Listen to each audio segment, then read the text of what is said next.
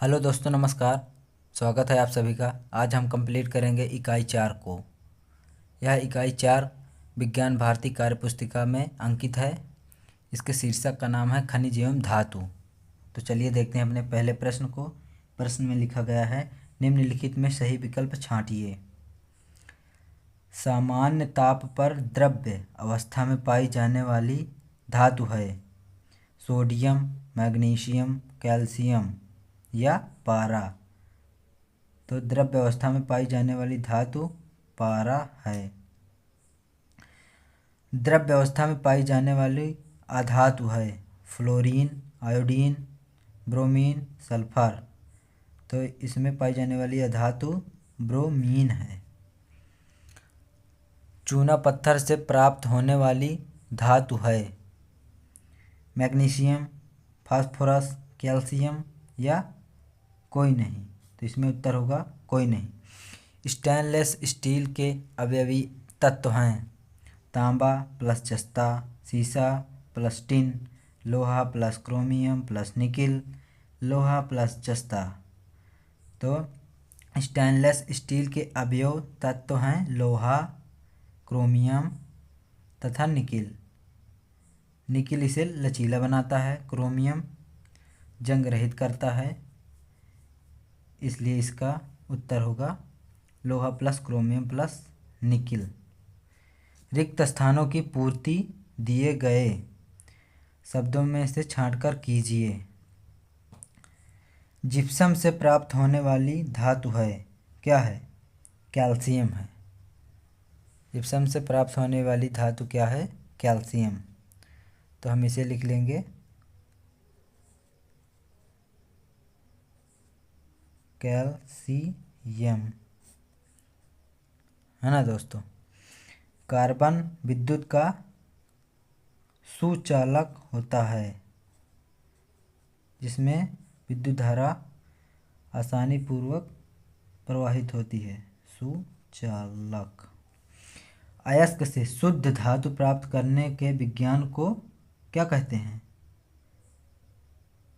अयस्क से शुद्ध धातु प्राप्त करने के विज्ञान को क्या कहा जाता है? धातु क्रम कहा जाता है।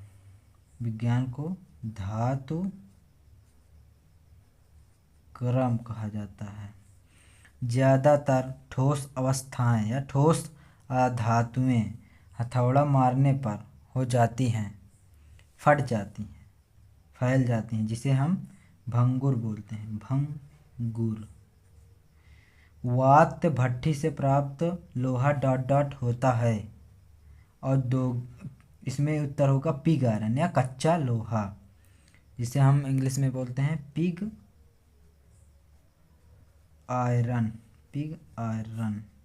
साथियों, अब चलते हैं अपने प्रश्न 3 की ओर। प्रश्न 3 कुछ इस तरह दिया गया है, इसे पहले पढ़ेंगे। निम्नलिखित अयस्कों का रासायनिक सूत्र लिखिए। तो इसमें 2 कॉलम दिए गए हैं, एक कॉलम में अयस्क, एक कॉलम में रासायनिक सूत्र। कॉपर ग्लांस का सूत्र होगा Cu2S, calamine ZnCO3, hematite Fe2O3, chalcopyrite CuFeS2, galena PbS, bauxite Al bracket में OH ब्रैकेट क्लोज 3। जिस तरह यह लिखा गया है आपको सेम उसी प्रकार लिखना है, नहीं तो आपका रासायनिक सूत्र का क्रम गड़बड़ हो जाएगा। तो चलिए देखते हैं प्रश्न 4 को, जिसमें सुमेल करना है या इसे मिलान करना है। स्तंभ का मिलान स्तंभ ख से कीजिए। स्तंभ ख बॉक्साइट एल्युमिनियम होता है, कैल्कोपाइराइट कॉपर, कैलेमाइन जिंक से मिलान कीजिए, अर्जेंटाइट सिल्वर से मिलान कीजिए, कोयला कार्बन से मिलान किया गया है। तो देखिए अपने प्रश्न 5 को देखते हैं। मिठाई के ऊपर लगी चमकीली पन्नी को आपने अवश्य देखा होगा। वह किस धातु की बनी होती है? पतली पन्नी या चादर धातु के किस गुण के कारण बनती है? यह चांदी की बनी होती है पतली झिल्ली, वो भी आघातवर्धनीयता के कारण बनती है।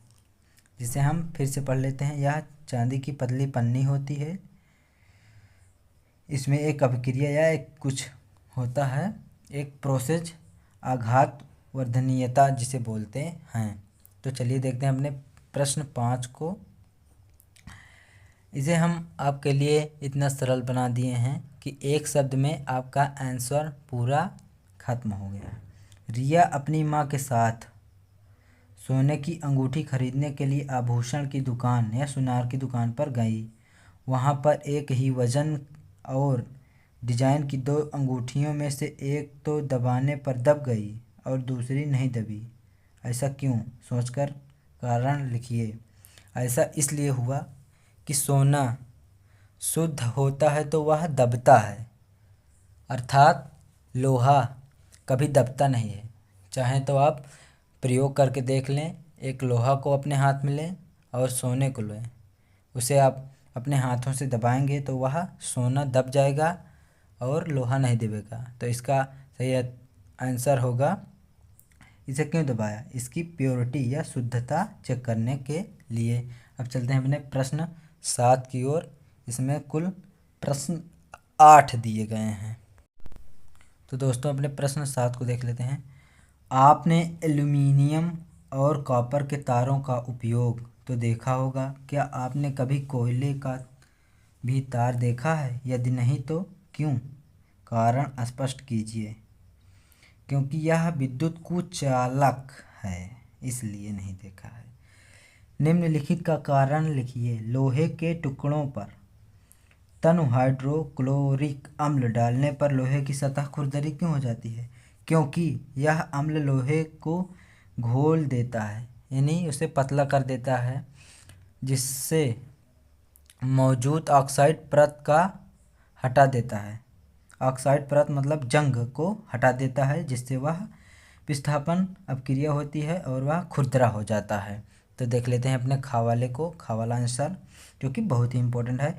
तार को जोड़ने के लिए सोल्डर का उपयोग क्यों किया जाता है? क्योंकि यह टिन और सीसा से मिलकर बना होता है।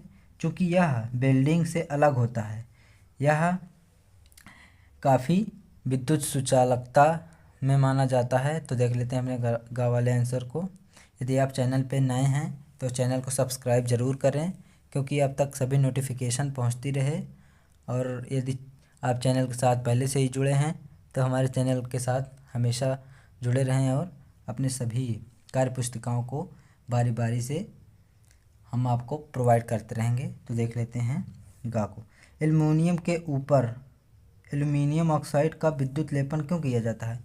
क्योंकि इसे ठोस बनाया जाए, इसे जंग से बचाया जाए, इसे जंग से बचाया जा सके तथा इसकी सतह को कठोर बनाया जा सके।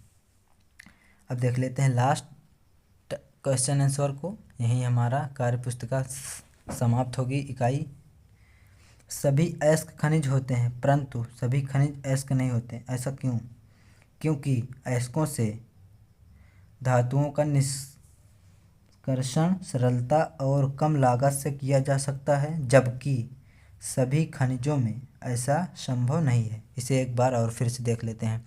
क्योंकि अयस्कों से धातुओं का निष्कर्षण सरलता और कम लागत में किया जा सकता है, बल्कि या जबकि सभी खनिजों में ऐसा संभव नहीं है। तो जय हिंद साथियों, अपना कार्य पुस्तिका यहीं कंप्लीट करते हैं। मिलेंगे अगली नए वीडियो में। उस वीडियो में आपको कंप्लीट इकाई की वीडियो मिलेगी। तब तक के लिए धन्यवाद।